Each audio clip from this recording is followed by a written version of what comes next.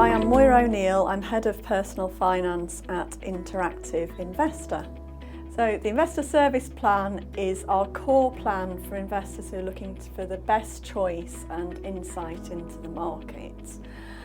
It comes with a flat fee of $9.99 a month, and it also comes with a £7.99 trading fee.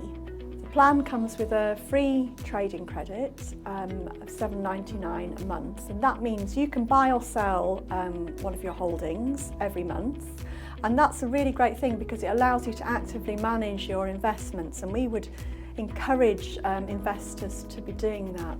The free trading credit rolls over and it's available to use for 90 days, so if you don't use it this month, you've still got some time to use it. We think flat fees are very, very easy to understand, whereas percentage-based fees, our research has shown that lots of investors just don't understand them.